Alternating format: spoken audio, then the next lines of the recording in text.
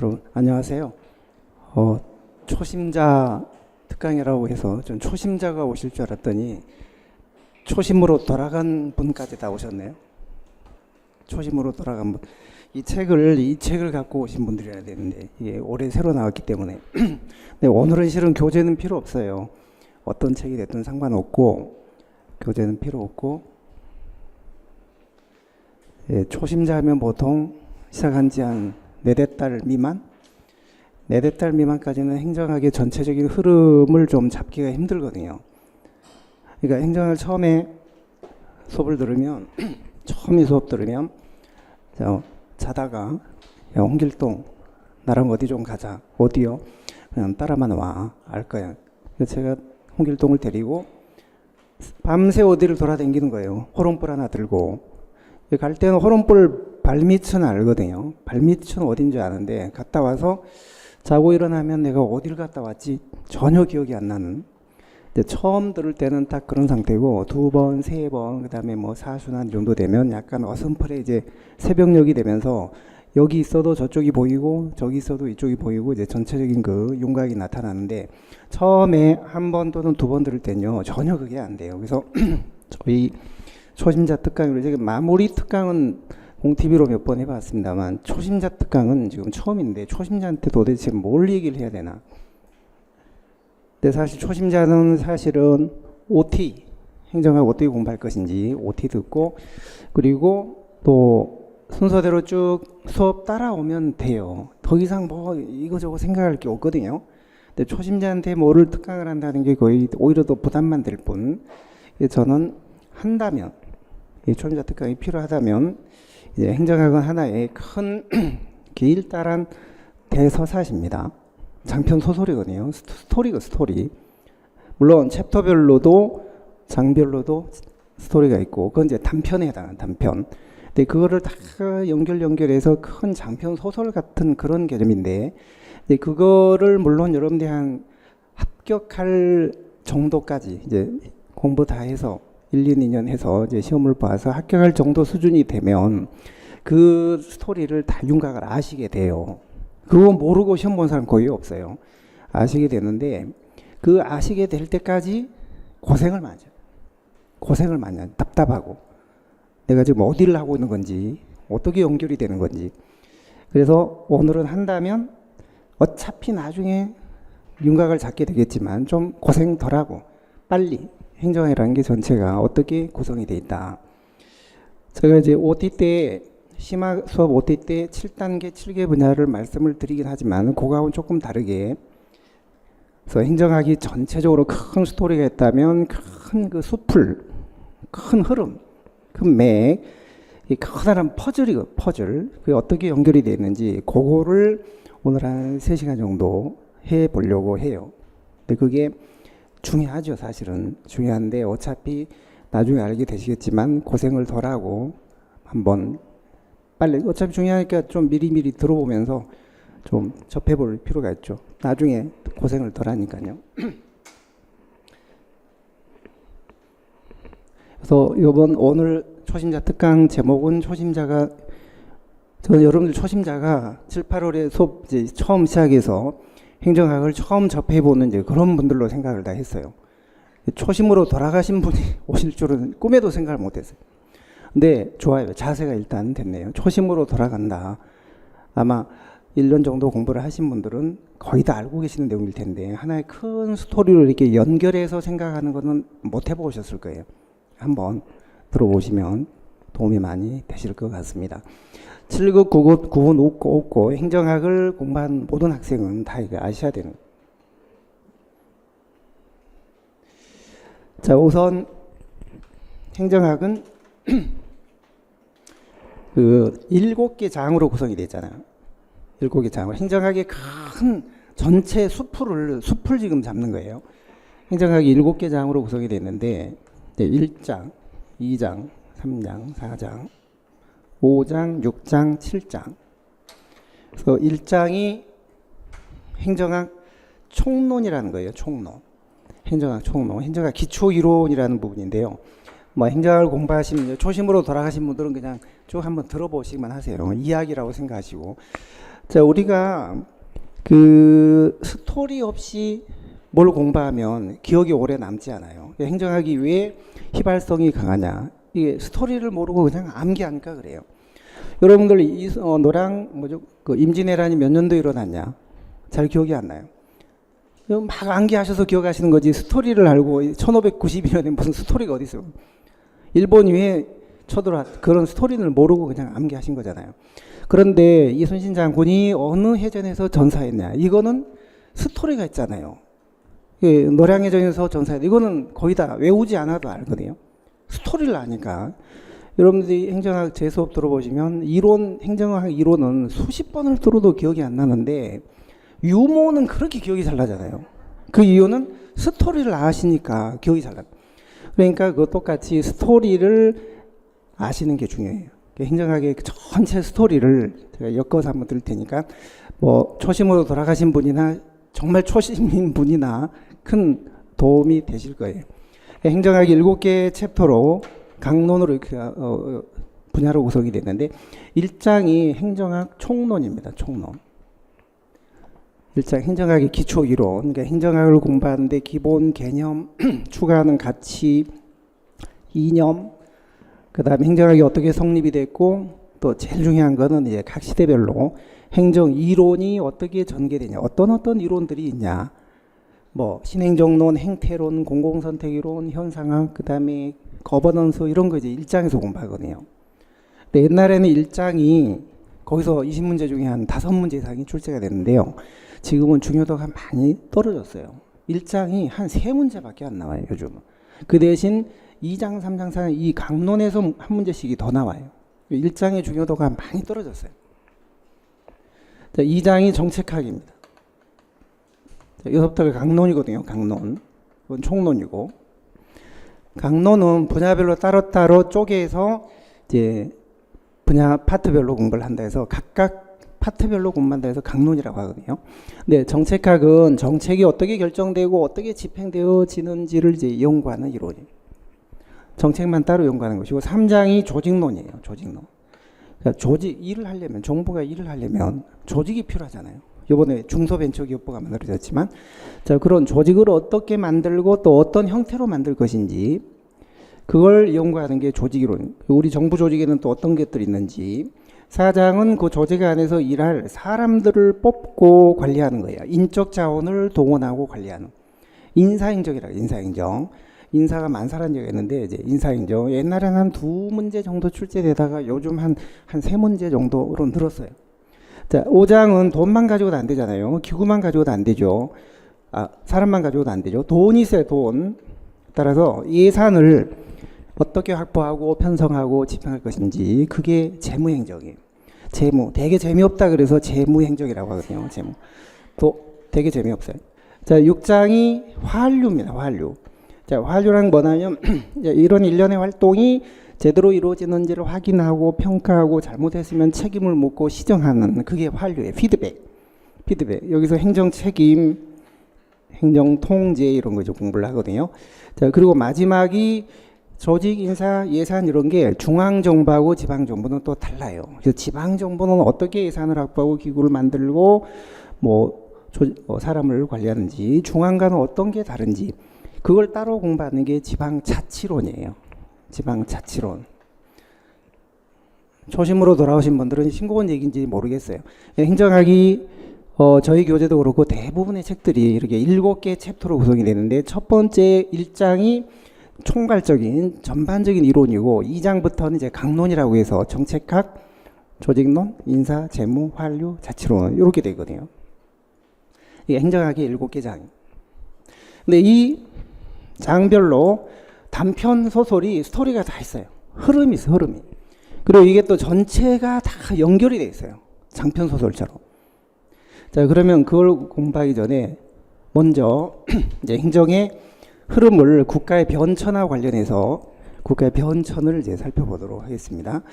자, 우선 우리 행정이론과 제도의 전반적인 흐름을 아시려면 제일 먼저 국가가 어떻게 변했는지 이걸 생각하셔야 돼요.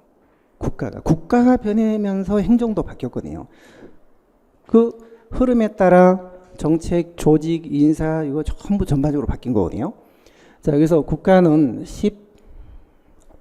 물론 나라마다 다른데요. 14세기부터 시작된 나라도 있고 16세기부터 시작된 나라도 있는데 16세기부터 한 18세기 초 중반까지가 절대 군주 국가예요.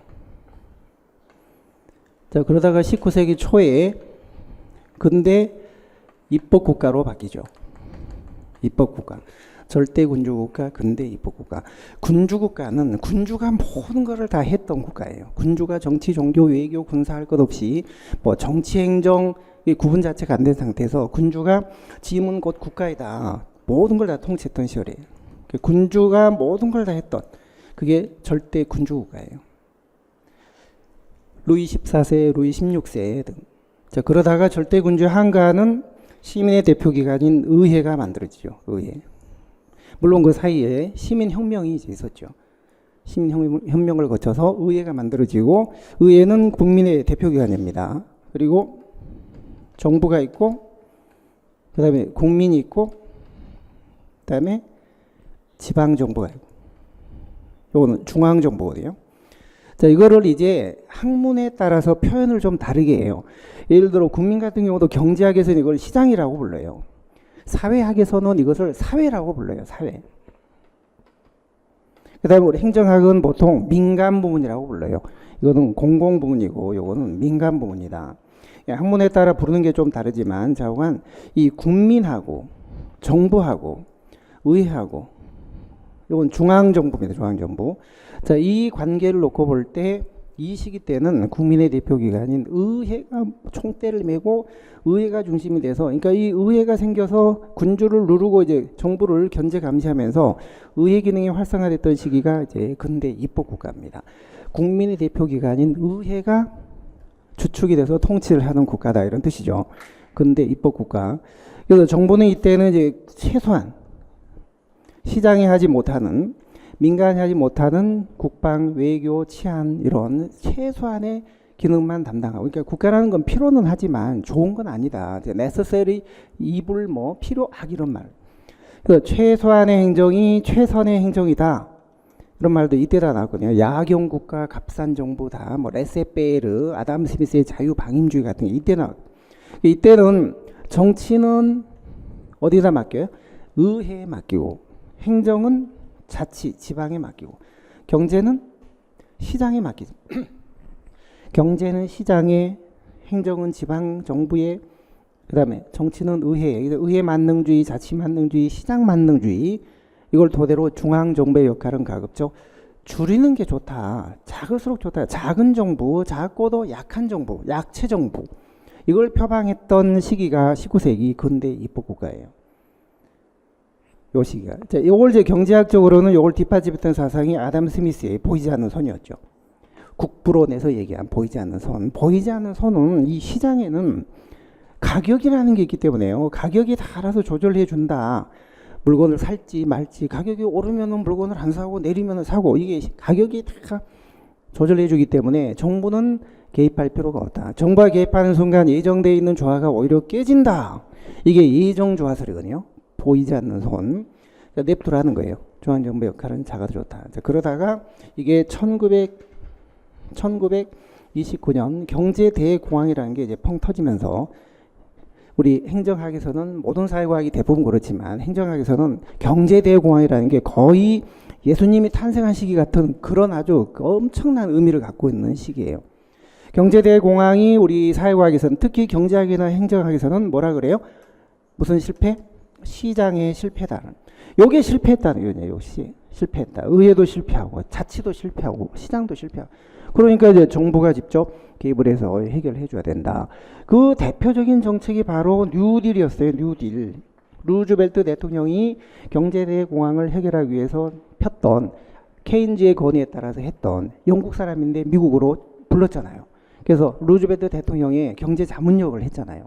그 케인즈가 신문에 루즈벨트한테 그렇게 건의를 했어요. 대통령님, 오늘은 내일은 땅을 파고 수천 명을 고용해서 땅을 파고 임금을 주시고, 모레는 땅을 메꾸고 임금을 주시고, 또 글피는 또 땅을 파기하고 임금을 주시고, 자꾸 그렇게 일자리를 해야 경기가 회복이 됩니다. 그래서 유효 수요를 늘려야 됩니다. 그게 바로 케인즈의 고용 화폐 이자에 관한 일반 이론에서 나오는 유효 수요 이론이에요. 유효 수요 이론. 그래서 이제는 케인즈라는 학자가 나타나서 아담 스미스는 틀렸다. 시장에 내버 버려두는 거는 안 된다. 이제 시장은 자동 조절 기능이 없다. 경제대공황이 바로 이 자동 조절 기능이 무너진 사례거든요. 시장이 실패했다. 그래서 이제 이때부터가 1930년대, 이때부터가 현대 행정국가예요. 현대 행정국가입니다. 자, 그러다가 1930년대부터 1970년대 말까지 정부의 개입이 계속 늘어났어요. 늘어났습니다. 특히 70년대 초에 60년대 말 70년대 초에 결정적으로 정부 기능이 늘어났던 그런 또 상황이 또 있었죠. 미국의 격동기 시기였죠. 격동기. 미국의 격동기 60년대 말의 격동기라는 게 흑인 폭동, 빈곤, 차별, 소외 이런 사건. 존슨 행정부 집권 말기인데 미국 사회가 거의 뭐 무너질 뻔한 그런 아주 소용돌이치던 그 시기를 우리 행정학에서는 터뷸런트 이어러, 터뷸런트 필드라고 불러요. 소용돌이의 장, 소용돌이의 시기. 그래서 그런 문제를 해결하면서 존슨 행정부가 표방했던 정책이 그레이트 소사이어티라는 그런 정책을 표방을 합니다. 그게 이제 위대한 사회예요. 흑인들을 달래고 폭동을 진압하고 소외를 해결하고 이제 이런 절박한 미국의 문제를 행정학이 해결해 줘야 된다. 그래서 행정학은 이제 새로워져야 된다 해서 이제 신행정론 같은 게 그때 등장을 했거든요. 어쨌거나 존슨 행정부가 표방했던 그 빈곤 퇴치 정책, 복지 정책, 이게 위대한 사회라는 정책이 있었습니다. 그레이트 소사이티. 이거는 이제 시장의 실패, 유효 수요를 창출하고 경기 회복을 하기 위한 그런 정책으로 루즈벨트 대통령이 폈던 정책이고, 이거는 존슨 행정부가 펼쳤던 정책. 그래서 흔히 우리가 from New Deal to Great Society까지 이거를 현대 행정국가의 시작과 끝이다라고. 현대 행정국가의 시작과 끝이다. 그래서 이런 복정책을 엄청 펴다 보니까 정부가 너무 우열차게 팽창을 해서 70년대 오일 쇼크가 생겨요. 이 오일 쇼크를 계기로 정부가 너무 무절제하게 팽창했다. 시장의 실패를 해결하기 위하여 개입을 했는데 오히려 정부가 개입한 게 효율도 떨어뜨리고 형평성도 오히려 악화시켰다. 자, 그러면서 이제는 다시 옛날로 돌아가자. 정부 기능을 다시 줄이자. 자, 그래서 작은 정부로 다시 이제 회귀하는 그런 조약이 나오는데 그게 바로 신행정국가예요. 신행정국가, 탈행정국가죠. 행정국가를 탈피하자. 물론 여기에는 이제 두 가지 입장이 있기는 해요. 이 신행정국가에는 NPM이라는 거하고 그다음에 거버넌스라는 게 있는데요. 거버넌스. NPM은 시장으로 모든 걸 넘겨주자는 것이고, 요거는 이제 같이 협치를 하자는 건데요. 이거는 이제 신자유주의를 토대로 하는 것이고, 요거는 공동체주의를 토대로 하는 건데, 이거는 지금은 거의 이제 끝났어요. 물 건너간 상태이기 때문에 남아있는 건 요거밖에 지금 남아있지 않거든요. 그래서 신행정국가는 대체로 거버넌스를 생각하시면 돼요. 이게 물론 요거보다는 정부가 더 책임을 지고 개입을 해야 된다는 개념이지만 이 역사적인 흐름에서 놓고 보면 현대 행정국가에 비하면 훨씬 더 국가의 역할이나 개입이 작아야 된다는 거죠. 시장으로 완전히 넘기자는 거예요. 요거는. 시장으로 넘기자. 시장화예요. 시장화. 요거는 완전히 넘기는 게 무책임하다. 국가라는 거하고 시장이라는 거하고 시민사회가 함께 네트워크를 만들어서 협력적 통치, 함께 공동으로 문제를 해결하자. 공동생산, 공동통치, 협력통치에서 협치라고 불러요. 이거보다는 이게 국가의 역할이 좀 강조가 되지만 이거의 행정국가에 비하면은 훨씬 더 정부의 독점적인 역할이 줄어든 거죠. 그래서 이거는 다시 행정국가를 탈피하자는 이제 그런 뜻이에요. 자, 그래서 국가의 변천이 16세기부터 18세기 중엽까지 절대 군주국가, 그 다음에 근대 입법국가, 19세기 초부터, 그리고 1930년대부터 70년대까지 현대 행정국가, 그리고 80년대 NPM, 요 이유를 신행정국가 이렇게 부르거든요. 그러니까 여기 보시면은 국가의 변천이, 이 글씨가 보일런지 모르겠어요. 잘 안 보이시죠? 저기 지금 모니터 나옵니까? 오히려 인터넷 강의 라이브로 들으신 분들은 더 잘 보일지 모르시겠는데, 절대 군주국가, 근대 입법국가, 현대행정국가, 그리고 신행정국가, 이렇게 일단 국가의 변천이 있습니다. 자, 그런데 이제 여기에 이 흐름에 맞춰서 행정 이론이 쭉 변천을 한 거예요. 행정 이론. 자, 그러면 우리가 이제 1장의 단편 소설, 각 챕터별로 단편 스토리가 있다고 돼 있는데요. 1장의 스토리를 보겠습니다. 1장. 그 1장의 스토리가 이 국가의 변천에 따르는 행정 이론의 변천이에요. 이게 가장 중요하죠. 1장의 흐름이 가장 중요하고 나머지 흐름들은 거기 이제 대입만 시켜서 생각하시면 되니까요. 1장의 흐름을 이제 생각하셔야 돼요. 자, 1장의 흐름은 제일 먼저 과학적 관리론, 과학적 관리론이 등장을 했고요. 앞에 있는 빨간 점은 뭐냐면 어떤 결정적인 사건들인데요. 좀 이따 보시면 이게 빨간 점들이 하나씩 나오거든요. 이런 식으로. 근데 이 빨간 점이 어떤 우리 행정학에서 중요한 사건이나 제도를 말해요. 자, 그러면 과학적 관리론이 나오게 된 계기가 됐던 제도는 뭘까요? 저 빨간 점이 뭘까요? 정말 초심자는 모르시겠죠. 그렇지만 초심으로 돌아오신 분은 아실 거 아니에요. 역관주의예요. 역관주의라는 제도예요. 역관주의의 폐단 때문에 행정학은 성립됐고 과학적 관리론이 민간 부분에서 행정학에 도입이 된 거예요. 그래서 역관주의를 모르면 행정학의 시작을 아예 모르게 돼요. 그래서 이 역관주의, 과학적 관리론은 민간의 과학적 관리 운동을 행정학이 그걸 받아들인 거예요. 행정도 경영이다. 과학적 관리를 해야 된다. 관리다. 경영이다.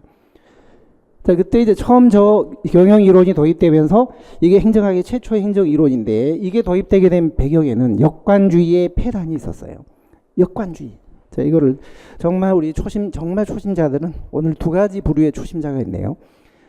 초심으로 돌아오신 분하고 진짜 초심자 계시는데 진짜 초심자라면 역관주의는 정말 정확히 아셔야 돼요. 그래서 행정학의 모든 게 시작돼요. 이론도 시작되고 인사제도도 시작되고 모든 게 시작이 돼요. 자, 그럼 역관제는 어떤 거냐면 국민이 정당을 선택을 해요. 정당을. 선거를 통해서 선택을 하겠죠. 선거를 통해서. 그러면 이 선택받은 정당이 행정부를 고위 관료를 임명을 해요. 고위 관료를 임명을 하고 임명받은 관료는 정당에 충성을 합니다. 충성을. 그러면은 이 선거와 정당을 통해서 관료가 국민들한테 간접적으로 책임을 지게 돼요. 물론 국민이 관료를 직접 선출하는 건 아니기 때문에 직접 책임은 아니죠. 국민에 대해서 관료가 직접 책임을 지는 건 아니지만 일단 임명받은 관료와 집권정당이 하는 거는 정치고 관료가 하는 거는 행정이잖아요. 행정. 이 두 개가 서로 믹스가 돼서 국민들한테 공동으로 함께 책임을 지는 게 그게 역관주의거든요. 역관이라는 거는 수렵하다라고 할 때 그 역자예요. 그다음에 관자는 관직이고, 그러니까 관직을 마치 사냥하듯이 실력대로 하는 게 아니라 사냥하듯이 낚아채기 한다라는 뜻이에요. 관직을 얻기 위해서 갖은 방법과 수단으로 날뛰는 거, 이게 역관주의. 그러니까 마치 관직이 사냥의 대상이 되는 이제 그런 제도가 이제 역관주의인데, 그러니까 이 역관주의가 흔히 나쁜 제도로 알려져 있죠. 공정하지 못하지만 사실 공정하지 못해요.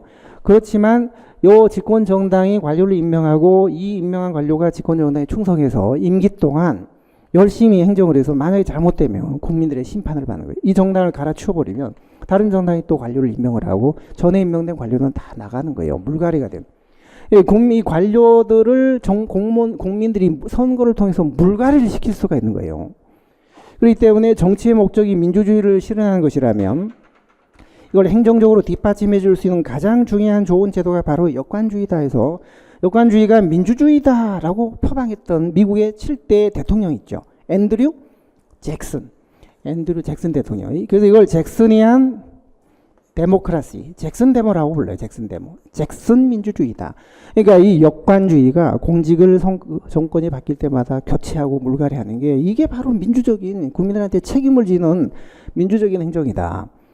이렇게 주장을 해서 이게 1829년도에 표방이 돼서 1880년대까지 한 50년간 상당히 국민들의 지지를 받았어요. 민주적인 제도다 이게. 그런데 이게 이제 부패 타락한 거예요. 선거에서 이긴 정당이 공직을 임명을 하고 관직을 이제 논공 행상하듯이 이렇게 나눠주다 보니까 거기에 불만을 품은 귀토라는 사람이 가필드 대통령을 암살하면서 상세한 내용은 진정한 초심자라면 상세한 내용은 나중에 다 나올 거예요. 이게 큰 흐름을 이야기 듣듯이 그냥 들으시면 여기서 세세한 걸 다 생각하시고 행정학의 큰 순만 오늘 한번 살펴본다. 큰 순만.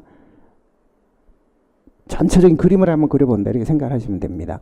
자, 그래서 결국은 이 가필드 대통령이 암살되면서 그게 1881년에 일어났던 사건이거든요. 따라서 부패된 정치로부터 행정을 더 이상 오염되게 놔둘 수가 없다.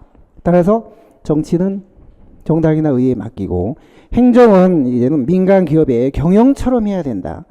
민간이 지금 하고 있는 과학적 관리처럼 관리나 경영처럼 봐야 된다. 정치가 아니다. 그래서 이렇게 여기서 선을 그어요. 선을. 이건 정치고 행정은 민간 기업의 경영과 같은 것이다. 이게 바로 정치행정 이원론이 이원론. 그래서 이제 정치행정 이원론이 1883년에 펜들턴법이라는 법이 만들어져서 이제 공무원들을 시험 봐서 뽑자. 공채제도 이게 도입이 됐고, 맞다, 이거 잘했다. 이 공무원들은 전문 지식 있는 사람을 뽑아야지 정치인한테 맡겨서는 안 돼.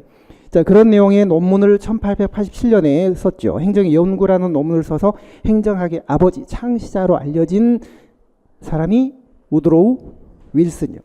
우드로우 윌슨. 자, 그래서 이 두 사람을 흔히 역관주의 폐단을 딛고 행정학을 성립시킨 진보주의 개혁운동가다 이렇게 불러요. 개혁운동가다. 이 사람들 행정학을 성립시킨 사람이에요. 그래서 펜들턴 윌슨이언 패러다임. 펜들턴 윌슨. 자, 그래서 이제 과학적 관리론 행정학의 1880년대, 그게 19세기 말에 도입이 된 거예요.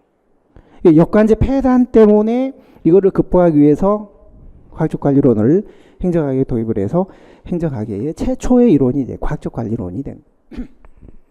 자, 그런데 과학적 관리론요, 말 그대로 민간 기업의 과학적인 관리를 받아들였기 때문에 기본적으로 조직이라는 것은, 행정이라는 것은 공식 구조가 중요하고 인간은 그 속에 기계 부속과 같다.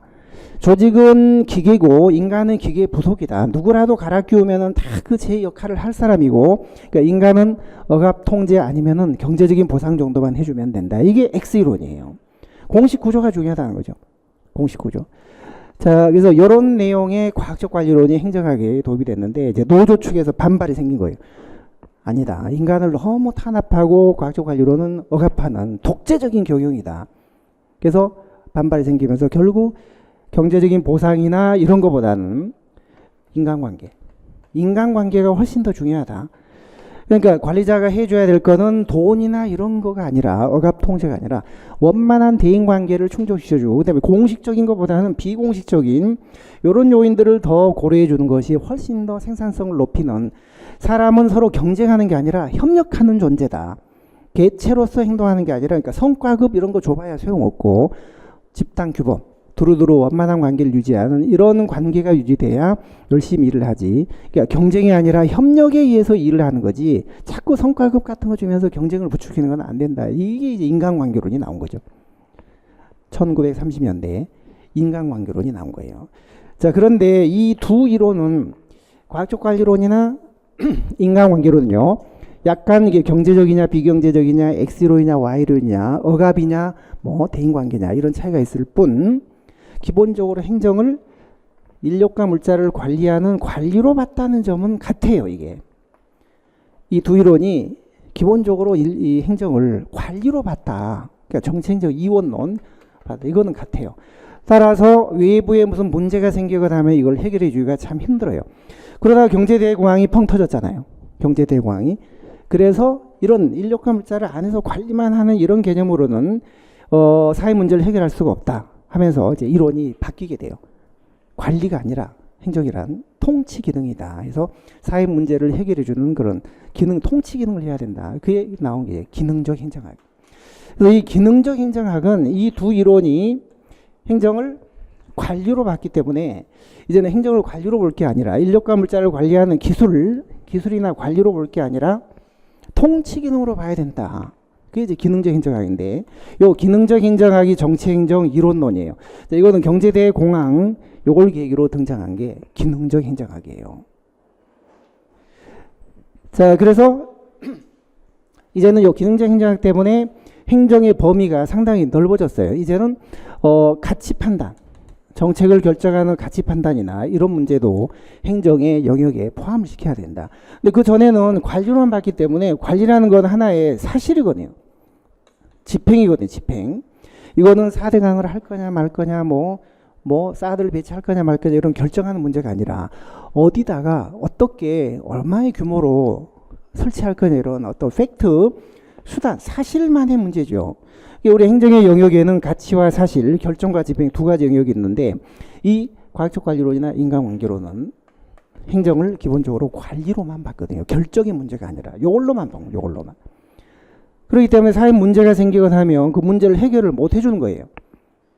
그 문제를 어떻게 해결할 것인지 뭔가 법을 만들고 정책을 결정하는 그런 기능을 해야 되는데 경제대공황 같은 게 펑 터지니까 의회도 제대로 못했어요. 시장도 못했어요. 지방정부도 못했어요. 그래서 중앙정부가 이제는 많은 정책들을 결정하게 되는데 그게 바로 루즈벨트 대통령의 뉴딜 정책이 대표적인 그런 정책이라고. 자, 그래서 이제는 행정은 관리가 아니라 통치 기능이다. 그게 바로 기능적 행정학이에요. 기능적 행정학. 자, 그래서 기능적 행정학이 1930년대부터 1940년대까지 경제대공황 이후에 있었고, 요 앞에 있는 빨간 점은 이제 경제대공황이라는 그런 역사적 사건이에요. 시장의 실패. 시장의 실패. 자, 그러다가, 그래서 이제 기능적 행정학 때 행정의 영역이 상당히 넓어졌어요. 넓어졌는데, 1940년대쯤에 사이먼의 행태론이 등장을 합니다. 행태론. 행태론은 이 두 개를 다시 구분을 하고 검증이 안 되는 이거는 버리고 요것만 연구 대상으로 하자. 행정학의 과학화라는 거를 엄청 부르짖으면서 논리 실존주의를 행정학에 도입했던 이론이요. 행태론이죠. 행태론은 논리 실존주의라는 과학적인 방법을 도입하다 보니까 검증이 안 되는 이런 부분요. 다 연구 대상에서 버려야 된다는 거예요. 그래서 정치행정 새 이원론이다 이제 이렇게 평가를 받았잖아요. 그게 바로 행태론. 1940년대 중반에 사이먼이 행정 행태론이라는 책을 썼는데 그게 이제 계기가 돼서 40년대 중반부터를 행태론이 지배했던 시절이다. 그게 한 60년대 말까지 지속이 됐어요. 60년대 말까지. 그래서 한 25년간은 미국 사회는 국내적으로는 큰 이제 문제가 없었고 2차 대전이 끝날 무렵인 그때 행태론이 나온 거거든요. 그러면서 한 25년 정도는 미국 사회에 심리학이며 사회학이며 행정학이며 정치학이며 모든 사회과학을 행태론이 거의 휩쓸어요. 한 25년간. 다른 접근법은 아예 명함도 내밀 수 없을 정도로 사회과학에 혁명이 일어난 거예요. 행태론에 대한 그 아주 지지가 엄청났거든요. 그래서 미국 학자들이 이제 할 게 없었어요. 심심하다. 근데 이제 동서 냉전이 시작되고 우리나라 같은 신생국이 생기면서 이제 원조가 시작이 돼요. 원조. 그래서 우리나라 같은 나라에 돈도 쏟아붓고 인력과 물자를 막 쏟아붓는데 미국 제도나 이런 것도 같이 수출이 됐거든요. 사람 돈만 준 게 아니라 미국의 행정이론과 제도도 같이 수출이 됐어요. 근데 그런 이론이 이 후진국에 잘 적용이 안 되는 그런 문제가 생겨요. 그래서 나온 게 생체비가 나왔어요. 생체비가. 1950년대부터 60년대까지 그건 한 10여 년간 생체비가 나옵니다. 그러니까 생태론은 왜 신생국에는 미국의 행정이론과 제도가 적용이 되지 않는가. 환경이 다르니까 적용이 안 될 거다. 그래서 환경을 인식하기 시작했는데 그게 생태론이에요. 생태론. 그리고 좀 더 이제 선진국가 행정국의 행정을 선진국과 후진국 행정을 본격적으로 비교 연구한 이제 비교 행정이라는 것도 이제 리그스가 대표적인 인물이었죠. 프레드리크 리그스. 이 사람이 생태론에 뛰어들어서 결국 체제론이라는 거를 접목시켜서 비교 행정까지 끌고 가요. 그래서 선진국과 후진국의 행정 체제 어떤 차이를 비교해서 일반 모형을 하나 만들어내죠. 무슨 사회? 프리즘적 사회라는 걸 만들어내죠. 프리즘적 사회. 프리즈매틱 소사이어티. 이거는 빛이 한 점에 쭉 가다가 무슨 광학 기제를 통하면 굴절이 돼요. 굴절이.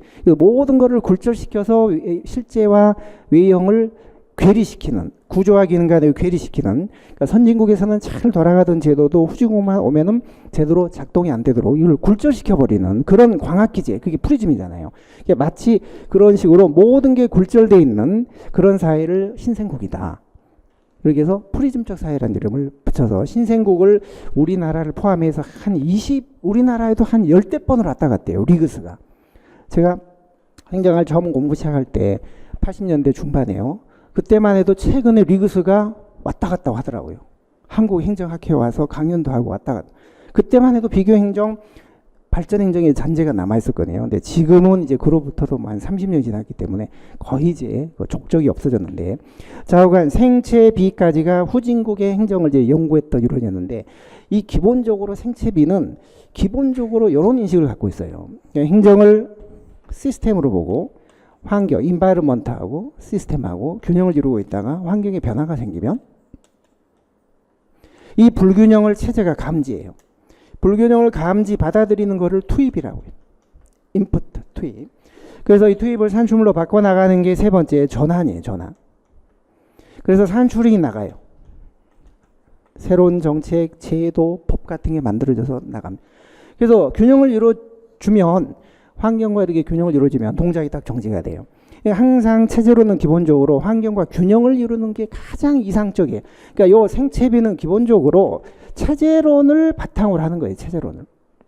체제론도 생태론의 연장이고 리그스도 생태론을 만들어냈는데 체제론을 접목시켜서 선후진국의 행적의 차이를 연구했던 거거든요.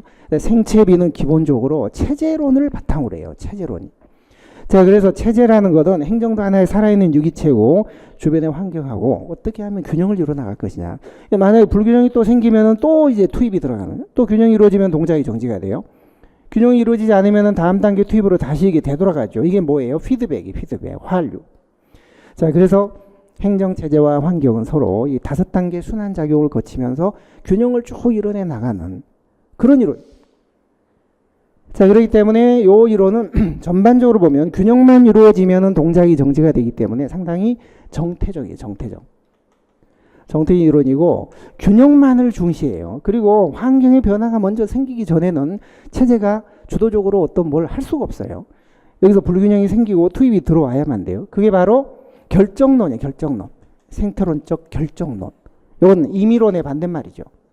임의론이 되면은 행정체제가 독립변수로서 자발적으로 뭘 해나가는데 결정론은 외부 환경에 의해서 운명이 결정돼 버리는 거예요. 결정되어진다.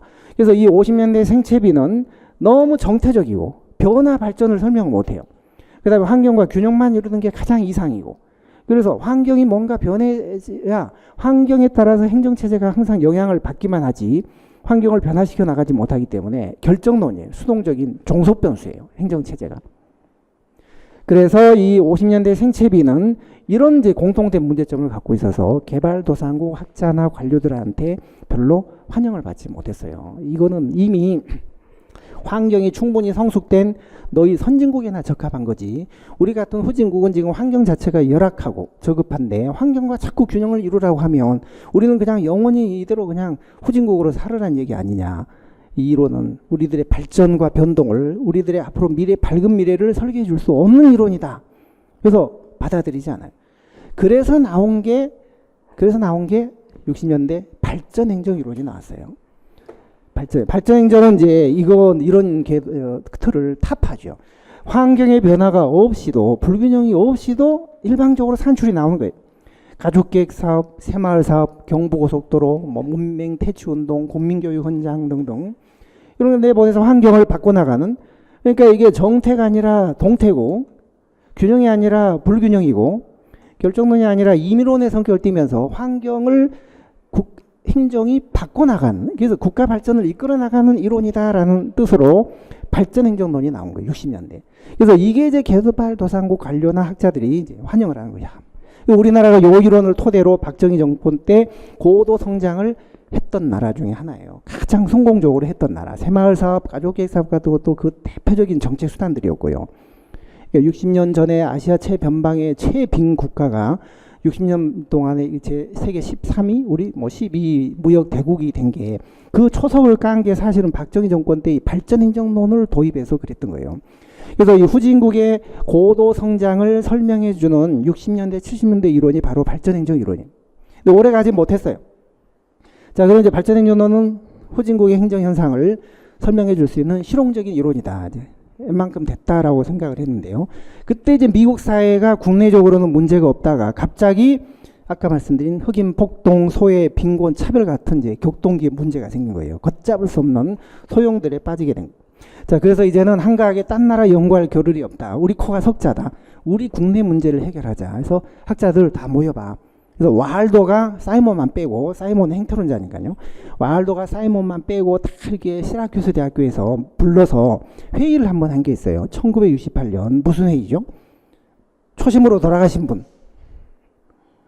무슨 회의죠? 미노브룩 회의입니다. 진짜 여러분들 초심으로 많이 돌아가셔야 되겠네요. 미노브룩 회의라는 행정학 회의가 있어요. 미노브룩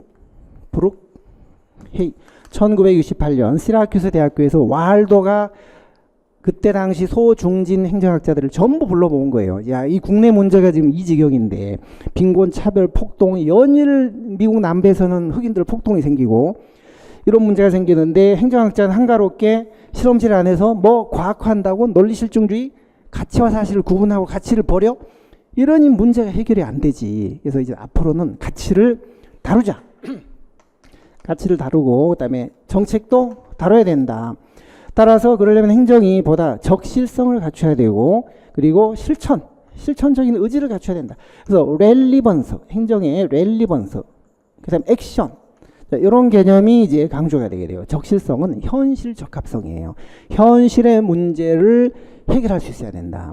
그다음에 실천은 문제를 처방하려면 공무원들이 행동에 나서야 돼요. 그냥 방관해서는 안 돼요. 실천하는 행정인.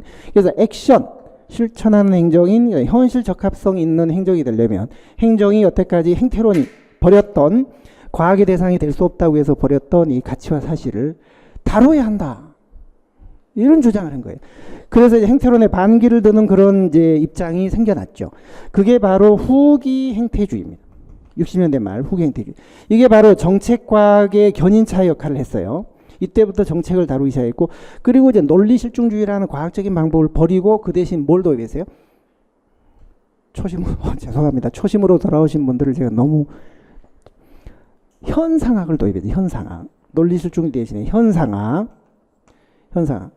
여러분들이 초심으로 돌아오시긴 했지만 그래도 공부를 좀 작년부터 풀로 1년간 하신 분은 아닌 것 같아요. 좀 어정쩡하게 뭐 중간에 이렇게 시작을 했던 분 같아요. 작년 연말이나 그럼 제가 또 위로를 또 해드려야 너무 또 이 후행태주의 정책과 현상학 이런 것들이 함께 전부 행태론의 반기를 들었던 그런 학풍인데 이걸 모아서 신행정론이라고 하는 거예요. 새로운 행정론. 자, 1960년대 말에 격동기 미국 사회를 배경으로 이 빨간 점은 60년대 말에 폭동, 차별, 소외, 빈곤 같은 월남 패망, 워터게이트 사건 같은 그런 격동기의 미국 사회의 그 문제예요. 이 문제를 계기로 이제는 후행태주의 정책과 현상, 이게 바로 행태론의 반기를 들었던 세 가지 학풍인데 이게 모여져서 신행정학이 된 거예요. 신행정학은 무슨 따로 하나의 독립된 이론이 있는 게 아니에요. 60년대 말에 형성된 반행태론의 어떤 학풍, 저 세 가지가 모여져서 새로운 행정론이다. 이제 이때 차별과 빈곤, 소외 문제를 해결하기 위하여 아까 말씀드린 존슨 행정부의 그레이트 소사이어티, 위대한 사회 정책이 나온 거예요. 그러니까 요때 요 경제대공황을 계기로 뉴딜이 나왔고 요때 요걸 계기로 그레이트 소사이어티가 나와서 여기서부터 여기까지가 바로 현대 행정국가인 거예요. 여기서부터 여기까지가 현대 행정국가예요. 경제대공황에서부터 나온 기능적 행정학, 이거부터 그다음에 신행정론 때 나온 그레이트 소사이어티, from New Deal to Great Society. 그게 현대 행정국가의 시작과 끝이에요. 자, 그러다가 70년대 우리 인류는 오일 쇼크라는 석유 파동이라는 아주 엄청난 또 위기를 맞게 됩니다. 그러니까 석유 파동이라는 게 그 이집트하고 이스라엘 간에 전쟁이 생겼어요. 중동전이 여러 차례 있었잖아요. 근데 그때 그 전쟁이 4차 전쟁인가 그래요. 중동 4차전. 이집트가 이스라엘 공격했는데 서방 진영, 우리를 포함한 서방 진영은 이스라엘 편을 들었고 사우디라든지 이런 그 중동 그 이슬람 국가들은요 이집트 편을 든 거예요. 그래서 근데 석유는 어디서 많이 나와요? 이집트 쪽 아랍연맹 그쪽에서 석유는 많이 나오잖아요. 그러니까 이 사람들이 석유를 생산을 중단하고 가격을 막 올린 거예요. 석유를 무기화, 자원을 무기화했던 그게 석유 파동, 자원 무기화 시대 때예요. 그러니까 이제 서방 진영 국가들이 이제 우리가 아무리 돈이 많아도 자원이 없으면 더 이상 행정을 팽창시킬 수가 없다. 이제는 감축 관리하자, 감축하자. 그래서 정부가 여태까지 너무 무절작에 팽창해 왔는데 그 자원난 시대를 석유 파동을 계기로 이제 그걸 반성하게 됐어요. 그래서 다시 작은 정부로 돌아가자. 이제는 정부도 실패했다. 정부 또한 실패했다. 자, 그렇게 돼서 NPM이 나오게 됩니다. 자, NPM은 여기 바로 빨간 점은 석유 파동을 얘기하는 겁니다. 석유 파동. 신공공 관리로는 이제 행정을 새롭게 또 관리로 봐야 된다. 새로운 관리다. 그러니까 이때 관리로 봤듯이요. 행정을 또다시 관리로 보고 이제는 이 관리이기 때문에 시장으로 넘길 수도 있고 민간이 하는 기법을 받아들여서 할 수도 있다. 꼭 정부가 다 할 필요가 없다. 이게 공공부문의 시장화, 탈정치, 시장화를 부르짖었던 바로 NPM이에요. New Public Management. New Public Management. 행정은 새로운 공공관리다. 이 말은 경영화가 가능하다. 시장으로 넘길 수도 있다. 행정은 정치가 아니다. 탈정치. 이제 이런 입장이 나옵니다. 그러다가 90년대 중반에 아니 정부가 그럼 다 포기하고 민간으로 넘겨버리면 정부는 왜 존재하는 거냐. 무책임하다. 그래서 국가가 좀 더 총대를 메고 국가와 시장과 시민사회가 힘을 합쳐서 공동으로 문제를 해결해야지 민간으로 넘기는 게 능사가 아니다. 여기서는 민영화를 엄청 강조해요. 민영화를. 근데 이거는 민영화가 아니라 함께 하자. 그게 협치입니다. 공동 공구, 공동 생산, 협치입니다. 협치. 그게 바로 거버넌스예요. 자, 그래서 마지막에 등장한 게 90년대 중반에 거버넌스라는 게 나왔어요. 그러니까 이런 식으로 국가의 변천에 따라서 행정 이론도 변했고요. 이게 역관주의고요. 그래서 과학적 관리로 나왔고 그 연장선상에서 다만 비공식적인 요인 대인관계를 중시했던 게 인간관계론인데 약간 좀 새롭다 그래서 신고전이라고 해요. 이걸 고전이라고 한다면 이거는 신고전. 그러나 기본적으로 행정을 관리로 봤다는 거는 변동이 없어요. 경제 대공황 펑 터지면서 이제 행정은 관리가 아니라 통치 기능이다. 정치행정 이론론이 나오긴. 기능적 행정화. 근데 이게 이제 가치와 사실을 다 합쳐서 가치 판단까지 막 강조하니까 너무 범위가 넓어진 거예요. 그래서 검증이 곤란하다. 그래서 행태론이 가치를 다시 버렸어요. 그래서 그걸 버리고 행정학의 과학화에 많은 기여를 했고 우리가 2장에 공부하는 의사결정 이론, 3장의 갈등 이론, 리더십 이거 행태론에서 다 나온 거예요. 동기 이론, 어마어마한 이론들, 동기 이론, 리더십 전부 행태론에서 나온 거예요. 그래서 현대 행정학을 완성시켰다. 더 이상 뭐 연구할 정도가 없을 정도로 완전히 이제 완성된 이론이다. 그래서 이제 그러다가 2차 대전 끝나고 이제 냉전 때 후진국의 행정에 신경 쓰게 된 게 생체 비발이었어요. 생체 비발 발전행정론이 오래 못 가고요.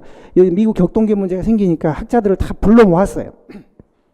왈도도 발전행정론까지 했었어요.